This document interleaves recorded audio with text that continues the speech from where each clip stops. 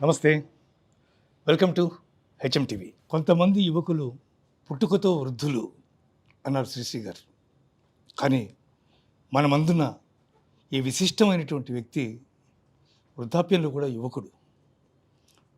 కేవలం ఒక సినిమా హీరోగా, ఒక వర్స్టైల్ క్యారెక్టర్ ఆర్టిస్ట్గా అనేక రకాలైనటువంటి పాత్రలతో అలరించడమే కాక అద్భుతమైనటువంటి వ్యాపారవేత్త, రాజకీయ నాయకుడు, ఎంపీగా ఆంధ్ర రాష్ట్రానికి సంబంధించి అనేక అంశాలు పార్లమెంట్లో ప్రస్తావించినటువంటి మహనీయుడైనటువంటి వ్యక్తి.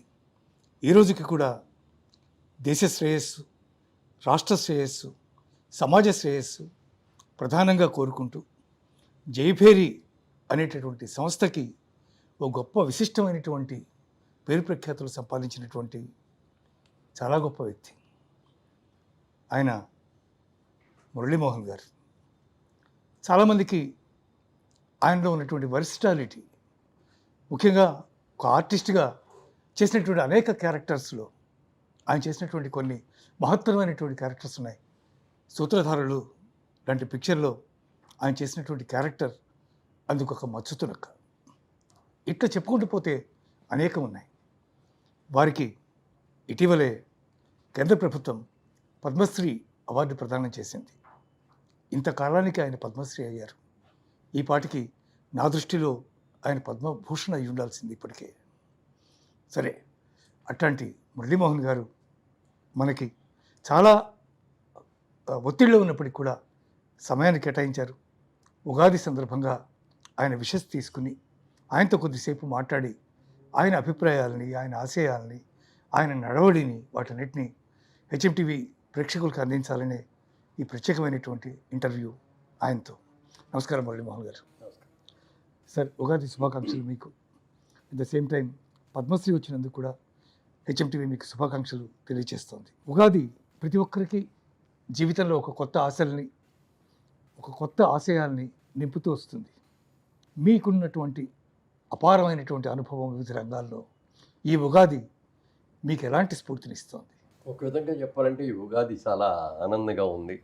ఎందుకంటే ఊహించిన విధంగా పద్మశ్రీ అవార్డు రావటం అనేది జరిగింది. అది అలాగే ప్రపంచంలో చూస్తే యుద్ధాలు చాలా ఎక్కువగా ఉన్నాయి అనేది ఒకటి మినహాయిస్తే, అది పక్కన పెడితే అదర్వైజ్ అంతా బాగా. ముఖ్యంగా ఈ సంవత్సరం ఇప్పుడు తెలుగు ఇంగ్లీష్లో జనవరి, ఫిబ్రవరి, మార్చి, ఏప్రిల్ అట్లా 12 నెలలు ఉంటాయి. అదే మన దీంట్లోకి వచ్చినప్పుడు సంవత్సరాల పేర్లు 60 ఉంటాయి. ఈ సంవత్సరం వచ్చిన పేరు శ్రీ పరాభవ. అందరికీ కూడా డౌట్గానే పరాభవం ఉన్నారు, మనకి ఏం పరాభవం జరుగుద్దు, పరాభవం అంటే అవమానపరచడం అన్నట్టు అని అనుకున్నాం. అట్లాగే కొంతమంది పెద్దవాళ్ళని అడిగితే వాళ్ళు కొన్ని సమాధానాలు చెప్పారు దీని గురించి. శ్రీ పరాభవ అనేది అదొక సాంస్క్రిట్ వర్డ్. సాంస్క్రిట్ వర్డ్లో పరాభవ అనే దానికి, పరా అనే దానికి అర్థం ఏంటంటే పరదేవతా శక్తి, అంటే నిత్యం దైవనామ స్మరణం చేయవలసిన సంవత్సరం ఇది అని చెప్పి ఎవరు చెప్పారు. ఎందుకు అని అంటే పూర్వకాలంలో ఇద్దరు పోట్లాడుకొని కొట్టుకుంటూ ఉంటే వాళ్ళిద్దరికే దెబ్బలు, మిగిలిన ఏమి ఉండదు. ఆ తర్వాత సమూహ యుద్ధాలు వచ్చినాయి. 2 గ్రూపులు, ఒక పెద్ద గ్రూప్, ఒక పెద్ద గ్రూప్ వాడు చేస్తే అందులో పాల్గొన్న వాళ్ళ వరకు దెబ్బలు తగిలాయి, జనానికి ఏమి ఉండేది కాదు. తర్వాతకు వచ్చేటప్పటికి బ్రిటిష్ పాలకులు తుపాకీ యుద్ధాలు చేశారు. ఆ తుపాకులు తీసుకొచ్చిన రాజుల్ని అందరినీ కూడా బెదిరించి, కాల్చి, చంపి వాళ్ళందరినీ కూడా తమ ఆధీనంలోకి తీసుకున్నారు. అప్పుడు కూడా ప్రజలకి ఏ విధమైనటువంటి ఇబ్బంది కలగనివ్వలేదు వాళ్ళు కూడా. తర్వాత అణ్వాయుధ యుద్ధాలు వచ్చాయి. ప్రపంచంలోని అగ్రదేశాలను వ్యతిరేకించిన దేశాల మీద అణ్వాయుద్ధాలు చేయటం మొదలుపెట్టారు. అదే ఇప్పుడు కూడా జరుగుతుంది. దీని మానవులకే కాకుండా సర్వ ప్రాణకోటికి కూడా, వాతావరణానికి కూడా చాలా చెడు జరుగుతుంది. అలాగే నిత్యావసర వస్తువులకన్నింటికి కూడా చాలా ప్రాబ్లమ్స్ వచ్చి చాలా ఇబ్బందులు పడే పరిస్థితులు కూడా కనపడుతున్నాయి. వీటన్నిటికంటే మించి మిసైల్స్ యుద్ధాలు. ఎక్కడో ఏ దేశంలో ఉన్నవాడు ఫలానా భారతదేశంలో, ఫలానా హైదరాబాద్లో ఫలానా స్పాట్ని కొట్టాలంటే అక్కడి నుంచి కొట్టగలిగిన ఇది వచ్చింది. దీని మూలంగా ఎప్పుడు ఎవరికి ఏది జరుగుతుందో చెడు అనేది తెలియని పరిస్థితిలో ఇవాళ మనం ఉన్నాం. అవునండి. ఏది ఏమైనా ఈ పరాభవనామ శ్రీ పరాభవనామ సంవత్సరం దేవుణ్ణి ఎప్పుడు కూడా ప్రార్థించుకుంటూ నిత్యం దైవంతో మాకెవరికి ఏ విధమైన అపకారం జరగకుండా సమస్త లోకాలు బాగుండాలి, శాంతియుతంగా ఉండాలి, యుద్ధం ఇంతటితోనే ఆగిపోవాలని కోరుకోవాల్సిన సమయం మాత్రం ఆసన్నమైంది. ముందుగా హెచ్ఎంటీవీ ప్రేక్ష మహాశాలకందరూ కూడా నూతన సంవత్సర శ్రీ పరాభవ సంవత్సర ఉగాది శుభాకాంక్షలు తెలియజేస్తున్నాను. Thank you so much sir. Padmashri award వచ్చినందుకు అందరికీ చాలా సంతోషం.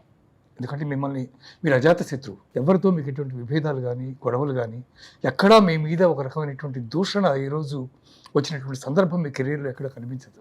40 ఏళ్ళు పైబడినటువంటి మీ కెరీర్లో సందర్భమే రాదు యాక్చువల్గా.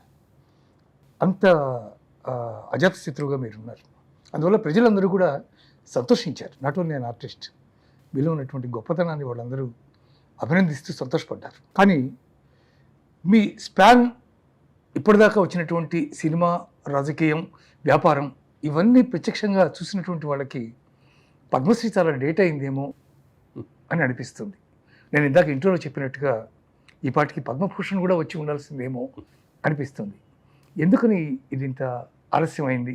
మీరు రాజ్యసభ లేకపోతే పార్లమెంట్ లేకపోతే ఇట్లాంటి పెద్ద పెద్ద సభలన్నింటినీ కూడా మీరు చూసినటువంటి వాళ్ళు, రాష్ట్రం కోసం మీరు పోరాడినటువంటి వాళ్ళు, కొన్ని అంశాల మీద ప్రత్యేకంగా మీరు డిబేట్ చేసినటువంటి వారు, అట్లాంటి వారిని ఎందుకు ఇంత ఆలస్యమైనటువంటి గుర్తింపు లభించింది? 1-2 సందర్భాల్లో దగ్గర దాకా వచ్చి కూడా వెనక్కి వెళ్ళిపోయింది సంధి. ఒకసారి అయితే నేను ఎంపీగా ఉన్నప్పుడు అప్లై చేసి, మామూలుగా ఇది ఎవరైనా సరే అప్లై చేసుకోవాలి, వాళ్ళు మన ఎత్తుకుంటా వచ్చి మన సెలెక్ట్ చేయరు. దీని మీద మీకు ఈ లక్షణాలన్నీ ఉన్న వాళ్ళందరూ కూడా అప్లై చేసుకోవచ్చు అని టైం మీద ఇస్తారు. ఆ టైం ప్రకారం మనం ఆన్లైన్లో అప్లై చేసుకోవచ్చు. అవును, అలాగే నేను అప్లై చేశాను. అన్ని మంచి మార్కులు వచ్చినాయి, బాగానే ఉంది. కానీ ఫైనల్లోకి వచ్చినప్పుడు ఒక్కొక్క మాట అన్నారు, ఎంపీలు మెంబర్ ఆఫ్ పార్లమెంట్స్ అధికారంలో ఉన్న వాళ్ళు ఎవరు కూడా దీనికి సెలెక్ట్ చేయము అని చెప్పి దాంట్లో వెనక్కిపోయి. ఓకే. ఇంకో సందర్భంలో అన్నీ అయిపోయినాయి, ఇక్కడ పోలీస్ ఎంక్వైరీ వచ్చింది. పోలీస్ ఎంక్వైరీ కూడా బ్రహ్మాండమైన రిపోర్ట్ ఇచ్చారు.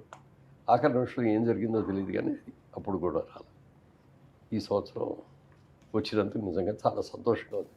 అందరూ అన్నట్టుగా నేనైతే ఆలస్యమైంది అని అనుకోవట్లేదు. నేను సందర్భం రావాలి, దేనికైనా సమయం రావాలి. దైవాన్ని మీరు విశ్వసిస్తారు కాబట్టి ఎప్పుడు రావాలో అప్పుడు వస్తుంది, అంతే అంతే తప్ప అయ్యో నాకు ఎన్నాళ్ళు రాలేదు ఇప్పుడే వచ్చింది ఇంత ఆలస్యంగా అని నేను అనుకోను. అలాగే ఇందాక మీరు అన్నట్టుగా ఈ పాటికి మీ పద్మభూషణే వచ్చి ఉండాలి అని. అది పద్మభూషణ, పద్మశ్రీయ, పద్మవిభూషణ అనేది పక్కన పెడితే మనకి భారతదేశ ప్రభుత్వం ఒక గుర్తింపు తీసుకొని ఒక గౌరవమైన అవార్డు ఇచ్చినందుకు సంతోషపడాలి తప్ప నాకు ఆలస్యమైంది, ముందు వచ్చింది, వెనక్కి వచ్చింది అని అనుకోకూడదు.